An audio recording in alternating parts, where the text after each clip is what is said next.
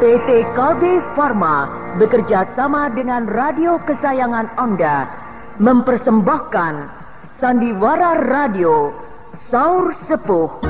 Disajikan oleh Procold, obat flu yang dulu dibeli dengan resep dokter, sekarang dapat dibeli bebas di mana-mana. Dan Kalpanax, obat penyakit kulit yang ampuh khasiatnya. Diproduksi oleh Haravana Record. Naskah karya Niki Kosasi. Hiasan musik dan sutradara Indra Mahendra.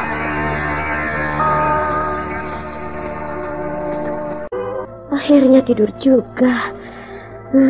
Mungkin capek nangis terus dari tadi.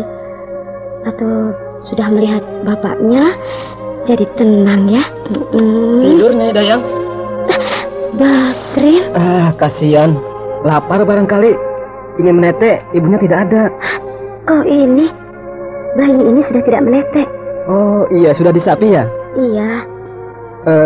Kanjeng Punggawa sudah pulang? Sudah. Menanyakan Den Ayu Lasmini? Ya tentu saja.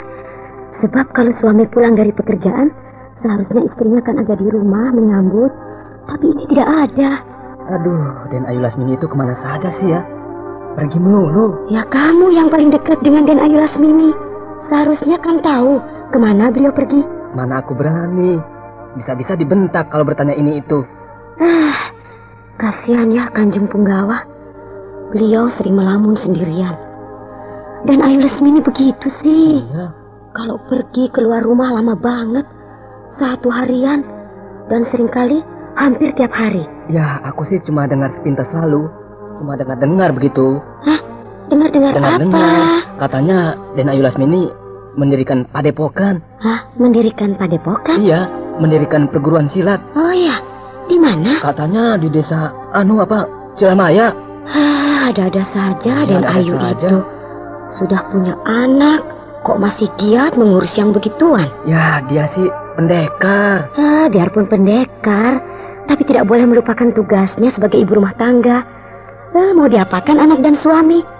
Kalau kau punya istri model begitu, yang tidak pernah ada di rumah, ngelayap melulu, ngeluyur ke sana kemari. Aku tidak tahu sebab aku belum punya istri. Makanya cepat kawin, biar tahu rasa bagaimana repotnya mengurus rumah tangga. Ya, boro-boro kawin, calonnya saja belum ada. Cari sana, perempuan banyak. Mau yang perawan, yang janda, nenek-nenek juga banyak. Buat apa jauh-jauh mencari kalau yang dekat ada? Siapa? Kamu? Gila, aku kan punya suami. Nanti kalau kau sudah jadi janda, aku lamar. Dan mendoakan yang tidak baik. Aku getok kepalamu pakai kendi.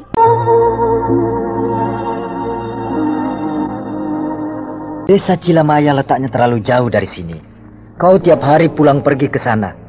Buang-buang waktu dan tenaga. Aku bisa menempuh perjalanan dengan cepat. Tapi kenyataannya lama sekali meninggalkan rumah. Pagi-pagi sudah berangkat, malam baru pulang. Murid-muridku semakin banyak. Tentu saja aku semakin sibuk. Makanya dipindahkan ke tempat yang dekat, supaya tidak merepotkan kamu. Memangnya kenapa? Si Anjani anak kita sering menangis mencari ibunya. Alah, Dayang kan banyak. Emban juga ada 5. Mereka semuanya sudah aku ajari. Makanan bayi itu apa saja. Pagi makannya, minumnya apa, siang apa, sore apa, dan sebagainya. Jadi semuanya sudah beres. Tapi Dayang-Dayang dan emban-emban pelayan itu bukan ibunya. Mereka mengurus bayi hanya karena tugas, tanpa kasih sayang yang dalam sebagaimana ibu kandungnya sendiri. Aku sudah cukup memberikan kasih sayang pada anak kita. Semenjak lahir sampai umur 8 bulan, aku yang mengurusnya. Aku yang memandikannya, aku yang menggantikan popoknya, aku yang mencebokinya, dan aku yang menyusuinya. Nah, aku telah berkorban begitu besar. Aku tinggalkan semua kegiatanku di luar demi anak. Sekarang, anak itu sudah besar, sudah tidak menyusui lagi. Nah, sudah sewajarnya aku meneruskan kegiatanku. Punya kegiatan di luar rumah itu boleh-boleh saja. Tapi hendaknya pandai-pandai membagi waktu. Tapi aku kan tetap pulang, tidak menginap di padepokan. Itu tandanya aku masih ingat ke rumah. Mengurus anak itu bukan hanya sementara saja, sampai anak itu besar, Lasmini. Tapi terus, anak memerlukan bimbingan yang tiada henti-hentinya dari ibunya. Sampai nanti dia sudah bisa berdiri sendiri, baru dilepas. Aku sendiri sibuk, Lasmini. Pekerjaanku di keraton banyak. Apalagi aku termasuk salah satu dari 5 orang punggawa yang dicalonkan untuk menjadi Tumenggung. Nah, kesempatan itu tidak boleh aku sia-siakan. Aku harus bekerja semakin baik agar peluang emas itu tidak lepas dari tanganku. Ya, tapi untuk memindahkan padepokan itu tidak mungkin. Tidak ada tempat yang baik untuk mendirikan sebuah padepokan di dekat-dekat sini. Sedangkan di desa Cilamaya, tempatnya sangat cocok. Tempatnya sunyi, letaknya di tepi sebuah telaga. Nantilah, kalau aku sudah punya wakil, baru aku punya sedikit waktu untuk berandai-andai. Begitulah Neng Anjani dan Gita Nyali sering termenung. Kasihan Ayahanda. Ibunda Lasmini kok begitu sih? Akhirnya sering bertengkar, Neng. Neng Lasmini itu orangnya nekat. Semakin dikerasi, semakin menjadi-jadi. Tidak jarang menginap di padepokan. Tidak pulang ke rumah? Iya, Neng. Kadang-kadang 3 hari tidak pulang. Ibunda Lasmini jelek. Aku tidak suka begitu. Melihat begitu, akhirnya Den Gita Nyali jadi resah. Jarang pula ada di rumah. Pulang dari pekerjaan, tidak langsung pulang ke rumah. Tapi terus pergi, entah kemana dia. Pulang-pulang tengah malam. Jadi ayahku juga jadinya ikut-ikutan seperti ibu? Ya, begitulah, Neng. Bahkan karena terlalu resah, sering menyabung ayam. Apa? Menyabung ayam? Iya, menyabung ayam sambil bertaruh. Ayahku jadi seorang penjudi. Gita, hentikan perbuatan jelekmu itu. Kebojalingan. Aku berkata, hentikan pekerjaanmu berjudi itu. Menyabung ayam seperti berandalan kelas 3. Memalukan. Aku mencari hiburan kebojalingan. Hiburan? Ya. Itu bukan hiburan. Judi. Kalau mencari hiburan, banyak. Di keraton ini ada perkumpulan sandiwara. Ada perkumpulan tari-tarian. Ada perkumpulan gulat. Dan banyak lagi. Semua itu tidak menarik hatiku. Kau berjudi hanya sebagai pelarian. Karena istrimu jarang di rumah, maka kau jadi sinting. Kau jangan bawa-bawa istriku. Baik atau buruk, dia istriku. Gita Nyali. Sebelum kau kawin dengan Lasmini, aku dan Ranggaweni sudah jauh-jauh hari menasehatkan kau. Tapi kau keras kepala. Sekarang terbukti, semua kata-kataku dan Ranggaweni benar semuanya. Tapi aku juga sudah berkata bahwa aku siap menanggung segala akibatnya. Nah, sekarang aku sedang menanggung akibatnya. Kau bukan sedang menanggung akibat, tapi kau lari. Melarikan diri ke perjudian. Karena kau tidak bisa mengendalikan istrimu. Semuanya urusanku. Kita, aku kakak seperguruanmu. Aku wajib dan berhak menegurmu. Kau sudah menegurku. Nah, cukup bukan? Itu bukan jawaban. Jawabannya, kau harus mencari jalan keluar dari masalah ini. Aku sendiri bisa. Tidak perlu kau selalu mengawasi seperti anak kecil. Kau melawan kepadaku, ha? Terserah kau. Keluar! Mari kita bertarung. Gita Nyali, kebujalingan. Ranggaweni. Adik-adikku, kebujalingan, Gita Nyali. Sabar, tenang. Janganlah kalian bertengkar.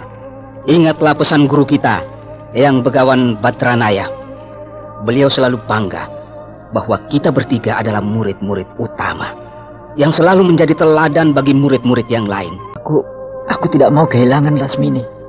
Kau juga, kebujalingan. Kalau menasehati adik seperguruan, jangan dengan kemarahan, tapi dengan kesabaran. Sebab dengan marah, persoalan tidak akan selesai. Iya. Aku tadi marah karena aku benci. Adik perguruanku jadi seorang penjudi. Watak kalian berdua sejak dulu memang keras. Tapi cobalah belajar sabar. Kalian sekarang bukan sebagai orang-orang padepokan lagi yang hidup di lingkungan perguruan ilmu kadikjayaan. Tapi sekarang kalian sudah menjadi pembesar keraton. Pangkat kalian sangat tinggi. Ya, maafkan aku Gita. Tadi aku lupa. Aku marah bukan karena aku benci kepadamu, tapi aku benci kepada kelakuanmu yang tidak baik. Ya, aku juga minta maaf. Aku tadi menentangmu bukan karena aku berani. Aku tetap hormat dan takut kepadamu. Aku hanya sedang bingung. Bagus. Kalian sudah saling memaafkan. Dan sekarang kita bisa bicara dengan tenang untuk mencari jalan keluar yang baik. Iya. Suka atau tidak suka, diakui atau tidak diakui olehmu, tapi kau harus menyadari, Gita Nyali, bahwa berjudi, menyabung ayam adalah perbuatan yang tidak terpuji. Kalau kau bukan seorang punggawa, mungkin tidak akan jadi masalah. Tapi kau seorang punggawa. Bagaimana penilaian rakyat terhadapmu? Seorang punggawa bukannya memberantas penjudian, malahan ikut berjudi. Dan bagaimana kalau terdengar oleh kalangan keraton lainnya? Namamu akan jatuh. Bahkan namamu sebagai calon menduduki jabatan tumenggung akan dicoret. Malah mungkin kau dipecat. Nah, kau rugi besar, Gita Nyali. Ya, aku sadar. Aku mengakuinya. Aku harap kau tidak melakukannya lagi. Ya, aku berjanji. Percayalah padaku. Aku akan menepati janjiku. Ya, aku percaya. Tapi kita belum menemukan jalan keluar. Maksudmu? Jalan keluarnya sebenarnya ada. Tapi terlalu keras. Yaitu kau menceraikan Lasmini. Hah? Tapi itu tidak mungkin. Sebab perceraian bukan jalan keluar yang baik. Lagi pula, aku tahu kau tidak akan mau menceraikan istrimu itu. Tidak, aku tidak mau cerai. Itulah aku tadi bilang, bahwa kau tidak akan mau menceraikan istrimu. Sudah, kawin saja lagi kita. Itu juga salah satu jalan keluar. Sebab sudah biasa bagi pegawai keraton punya istri lebih dari satu. Sebab menurut aku, kalau kau kawin lagi, si Lasmini pasti akan sadar bahwa ternyata kau sanggup menduakan cintamu pada dia. Jadi anggaplah sebagai suatu pelajaran bagi Lasmini, bahwa laki-laki tidak bisa dipermainkan. Sebab laki-laki bisa kawin lagi dengan mudah. Aku belum punya pikiran ke arah itu. Aku hanya asal bicara saja. Sebab aku sendiri sadar, punya istri lebih dari satu, makan hati, merepotkan diri sendiri. Ya, betul.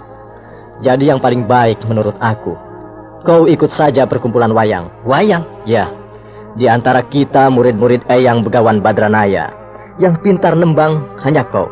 Suaramu bagus sekali, sangat merdu, dan kau pandai pula bercerita.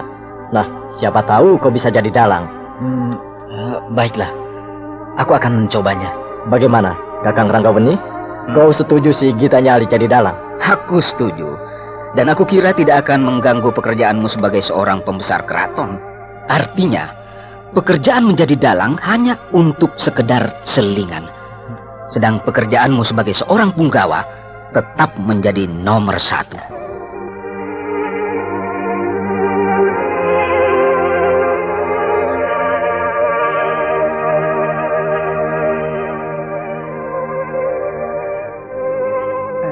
Begitulah Neng Anjani. Semenjak hari itu, Den Gita Nyali giat dalam kesenian, khususnya dalam seni mendalang. Rupanya ayahku belajar mendalang mulai saat itu. Iya, mendalang. Benar, 2 peristiwa penting telah ditemui oleh Den Gita Nyali. 2 peristiwa penting? Peristiwa apa itu, Mang Basrin? Pertama, belajar menjadi dalang, yang kelak di kemudian hari membuat namanya termasyhur sebagai dalang paling hebat. Yang kedua, di dalam kegiatan kesenian itulah Den Gita Nyali bertemu dengan Dewi Savitri. Dewi Savitri? Dewi Savitri adalah nama ibuku. Benar, Neng Anjani. Dewi Savitri itulah yang kelak menggantikan Neng Lasmini menjadi istri Den Gita Nyali, sekaligus sebagai ibunda Neng Anjani. Oh, jadi ayahku dan ibuku bertemu di dalam kegiatan kesenian? Betul, tiap hari di keraton. Tempatnya di pendopo seni. Selalu ada kegiatan kesenian, bermacam-macam, Neng. Ada latihan tari-tarian, ada latihan sandiwara, ada latihan gamelan, wah, ada latihan tembang rampak sekar, dan lain-lain. Para putra-putri bangsawan kalangan keraton hampir semuanya giat di dalam kegiatan kesenian itu. Tak terkecuali Dewi Savitri, putri Demung Inohong. Bagaimana mula pertama perkenalannya itu? Tidak terlalu istimewa, Neng. Semuanya berjalan dengan wajar saja. Setiap kali latihan, ketemu. Karena sering bertemu menjadi akrab. Dan lama-lama saling menyukai satu sama lain. Dewi Savitri, tumben ya. Biasanya Aki Bendrong siang-siang sudah datang untuk melatih kita tarian tayub. Tapi hari ini sudah hampir senja belum juga datang. Iya ya. Mungkin ada kesibukan di rumahnya yang tidak bisa ditinggal, sehingga terlambat datang ke sini. Iya, padahal pelatih tari tayub hanya satu-satunya, Aki Bendrong itu. Kalau pelatih tarian yang lain banyak. Sudahlah, sabar saja. Mungkin sebentar lagi juga datang. Iya. Savitri, itu lihat. Siapa? Punggawa kita Nyali. Mana? Itu. Sedang duduk sendirian, melamun. Di halaman samping pendopo seni. Di bawah pohon sawah kecil. Iya. Dia memang sering duduk menyendiri. Soalnya tidak bahagia. Kamu ini jangan begitu Tidak baik meramal kehidupan rumah tangga orang lain. Semua orang juga tahu. Maksudmu? Istrinya punggawa kita Nyali itu katanya, aku juga katanya kurang baik. Tidak, cantik sekali kok. Aku sudah bertemu dengan Kanda Dewi Lasmini. Dia benar-benar wanita yang cantik. Maksudku bukan tidak baik wajahnya. Lalu sifatnya? Kalau cuma dengar, jangan menuduh. Semua istri-istri kaum bangsawan keraton sering membicarakan Dewi Lasmini, istrinya punggawa kita Nyali itu. Iya, aku juga dengar begitu. Punggawa kita Nyali duduk termenung sendirian begitu. Pasti tadi siang atau tadi malam bertengkar lagi dengan istrinya. Kasihan ya. Kalau aku belum bertunangan, aku mau menghibur dia. Menghibur? Iya, menghibur punggawa kita Nyali supaya jangan terlalu bersedih hati. Kalau cuma berniat menghibur kan tidak apa-apa. Tidak. Nanti bisa-bisa menimbulkan salah paham dengan tunanganku. Lebih baik kau saja. Kan jadi aku? Kau kan belum bertunangan, masih lajang. Jadi kalau mendekati punggawa kita Nyali, tidak akan ada yang marah. Ngawur, justru lebih berbahaya. Kalau Dewi Lasmini murka, bisa-bisa aku dibabat oleh pedangnya. Aku kira tidak akan sejauh itu. Sebab hubungan kita dengan punggawa kita Nyali kan sebagai teman satu perkumpulan. Tidak baik mendekati laki-laki. Tapi kalau dia yang mendekati aku, lain perkara. Kasihan dia, Savitri. Dia membutuhkan teman.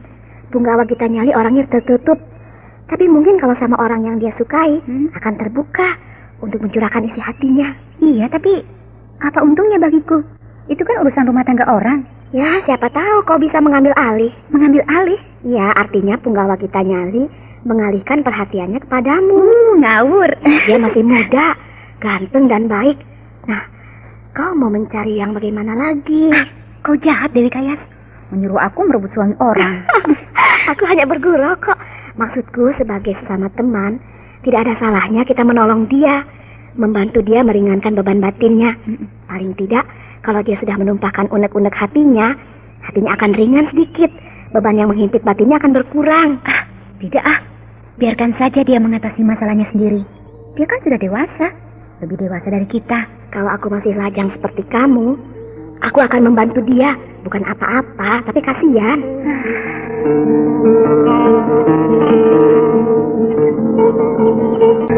Yuk kita masuk, bergabung dengan teman-teman. Malas kalau tidak ada pelatih, bergurau melulu. Iya, benar juga. Lebih baik di sini saja, duduk-duduk menunggu Aki Bendrong datang. Ya, itu dia datang. Iya, pelatih datang. Yuk kita masuk. Loh, selendangku mana? Loh, tadi kau simpan di mana? Pasti ketinggalan di halaman belakang. Waktu kita tadi duduk-duduk di sana. Iya, benar. Pasti ketinggalan di sana. Tunggu ya, aku ambil selendang dulu. Ya. Belum nenek-nenek sudah pelupa. Habis tadi kasihkan ngobrol, pergi saja, lupa sama selendang. Guru pelatih tari, Aki Bendrong itu galak. Lagian tidak membawa selendang pasti dimarahi. Iya deh, segera aku ambil.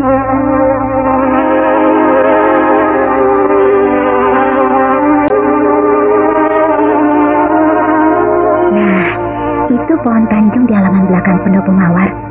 Selendangku pasti ada di situ. Punggawa kita Nyali. Punggawa kita Nyali sedang memegang selendangku. Aduh, bagaimana ini?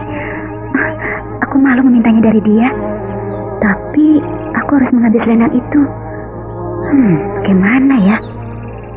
Sabodo, aku kan sudah kenal dengan dia. Aku minta saja selendangku itu.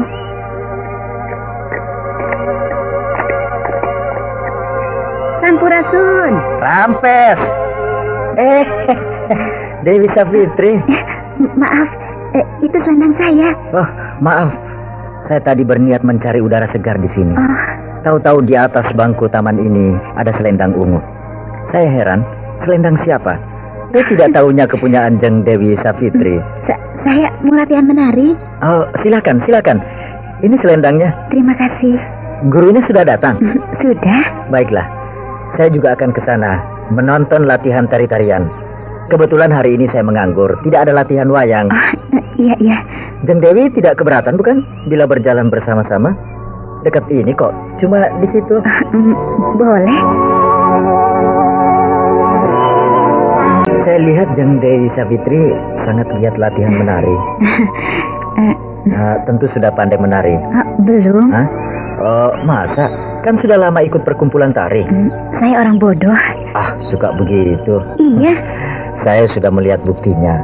Waktu ada pesta di rumah Ki Mantri Hino, Jeng Dewi Savitri menari. Bagus sekali tariannya. Indah dan mempesona. Kebetulan sedang bagus. Biasanya tidak. Jeng Dewi pandai mengelak. Saya tidak mengelak kok. Memang begitu kenyataannya.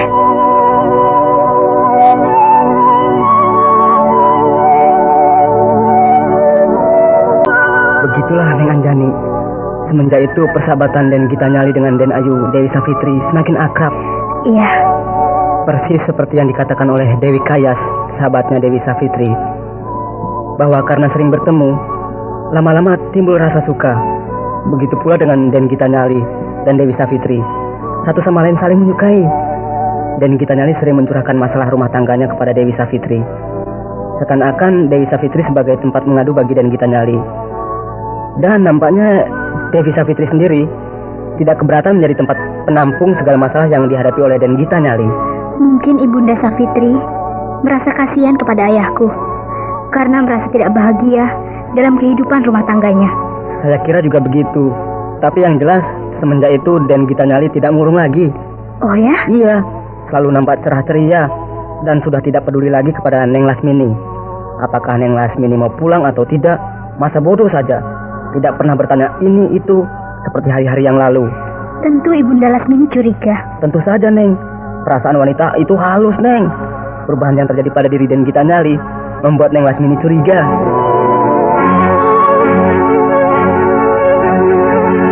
Dayang, Daulat Den Ayu, sini. Daulat Den Ayu, buatkan air mandi hangat. Daulat Den Ayu.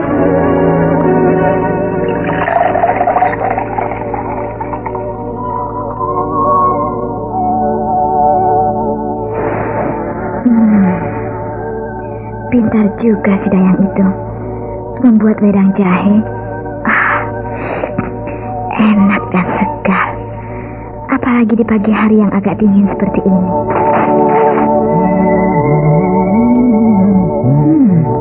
Pagi-pagi sekali suamiku sudah bangun dan mandi. Biasanya bermalas-malas, lalu dengan lesu pergi mandi. Dan biasanya selalu aku yang terlebih dulu siap. Bahkan sampai aku berangkat, dia masih tidur.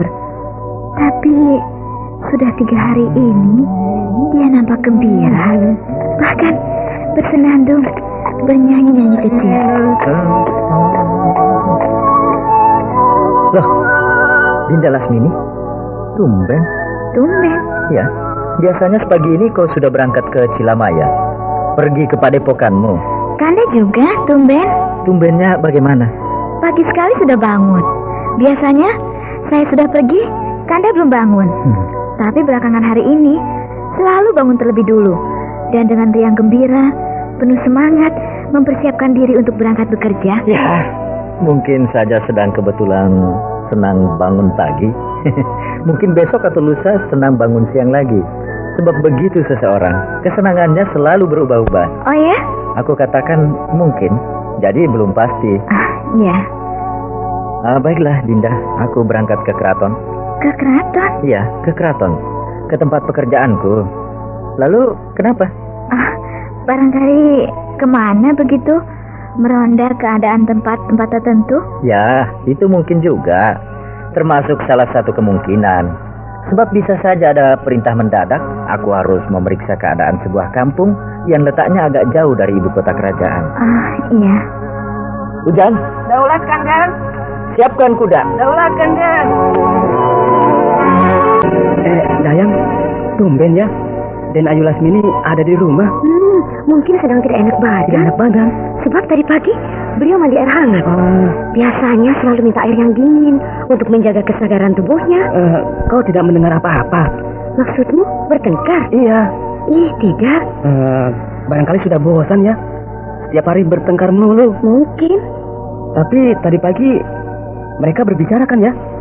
Tidak diam-diaman? Iya, berbicara. Ya, syukurlah kalau begitu.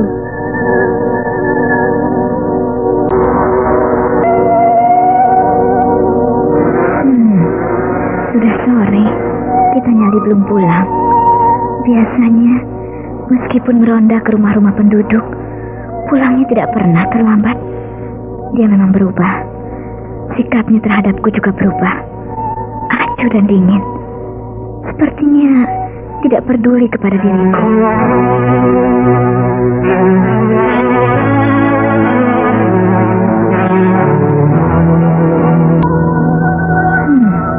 Sudah malam dan belum pulang juga. Terus kemana dia? Apakah terus keluar kota? Tidak mungkin.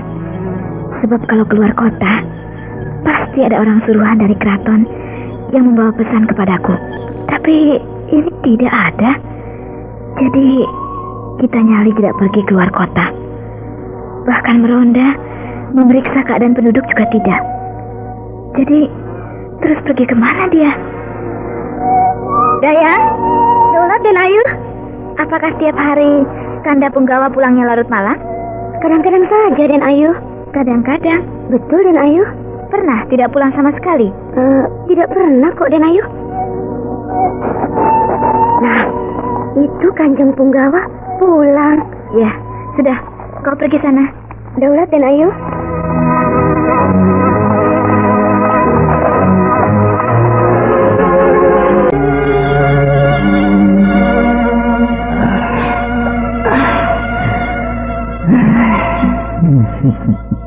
Kanda kita Nyali. Dinda Lasmini. Loh, kok aku kira kau tidak pulang bermalam di Padepokan. Saya tidak pergi ke Padepokan. Satu harian di rumah saja. Oh ya? Malam sekali pulangnya, Kanda. Latihan wayang. Latihan wayang? Ya, aku belajar mendalang. Oh ya? Ada angin apa? Tertarik untuk menjadi dalang? Sudah lama aku ingin belajar jadi dalang, karena aku merasa punya bakat untuk itu. Baru sekaranglah terkabul. Kenapa tidak dari dulu-dulu? Kok baru sekarang? Sebab baru sekarang aku punya waktu yang luang. Seharusnya dulu, sebelum menikah. Masih bujangan tentunya lebih banyak punya waktu luang dibandingkan dengan sekarang sudah punya anak. Tidak ada bedanya dengan kau, bukan? Baru sekaranglah kau dapat mewujudkan cita-citamu ingin mendirikan sebuah padepokan. Kanda mengantarkan jawaban. Maksudku masalahnya sama. Iya.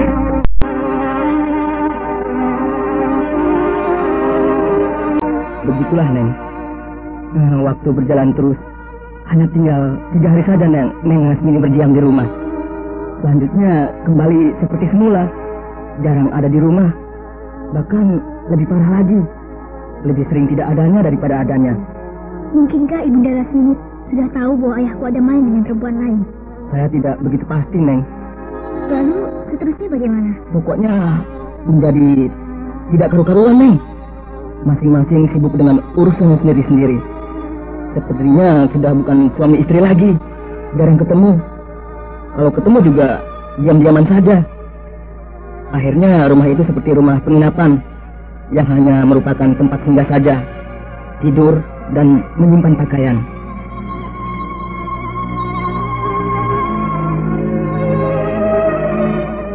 Kanda kita Nyali, saya rasa kita sudah sampai pada puncaknya. Maksud Dinda Lasmini? Akhirnya kita harus membuka kartu terakhir.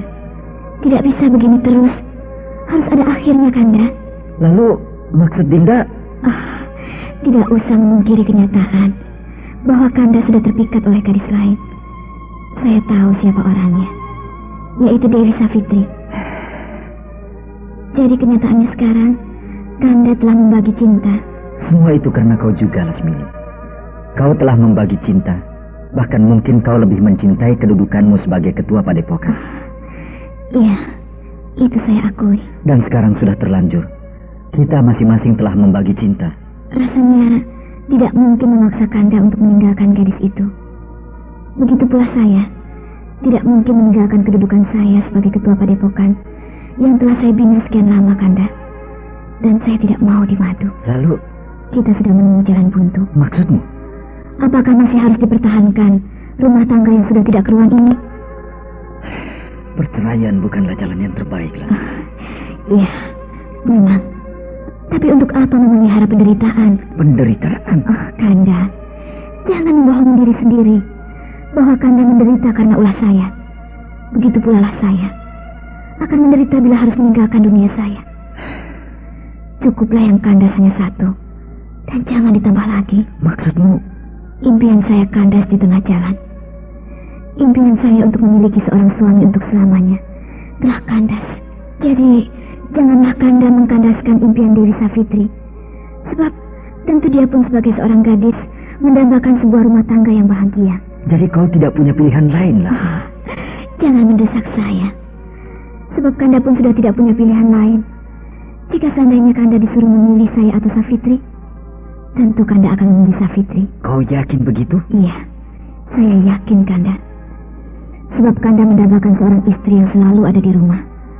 Menyediakan sarapan pagi, menyediakan kopi, mencuci pakaian, mengurus anak, menyambut suami jika pulang dari bekerja, dan sebagainya, dan sebagainya. Nah, pada diri saya tidak terdapat apa yang Kanda dambakan.